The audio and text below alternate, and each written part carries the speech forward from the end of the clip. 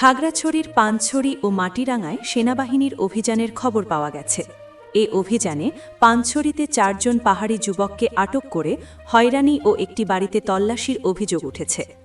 আমাদের পানছড়ি প্রতিনিধি জানান, আজ মঙ্গলবার ১৭ মার্চ সকাল ৯টার সময় পানছড়ি সাবজোন থেকে ৩টি গাড়িতে করে ৩০-৩৫ জনের একদল সেনা সদস্য নিচের পুজগাং বাজার সড়ক হয়ে যুবনাশ্য পাড়ায় হানা দেয়।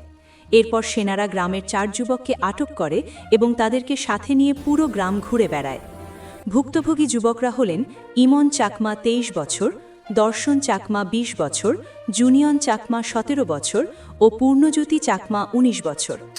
সেনারা সেখানে একটি বাড়িতেও তল্লাশি চালায়, তবে ওই বাড়ি থেকে অবৈধ কোনো কিছুই তারা উদ্ধার করতে পারেনি।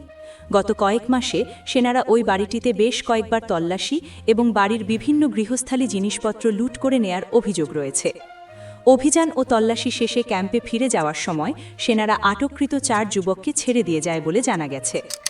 মাটিরাঙ্গা প্রতিনিধি জানান, খাগড়াছড়ির মাটিরাঙ্গা উপজেলার ৩ নং বর্ণাল ইউনিয়নের ২ নং ওয়ার্ডের বড়গ্রাম ও ময়দাছড়া এলাকায় সেনাবাহিনীর তৎপরতা বৃদ্ধির খবর পাওয়া গেছে। ১৭ মার্চ সকাল ৯টার দিকে ওইসব এলাকায় সেনাবাহিনীকে টহল দিতে দেখা গেছে।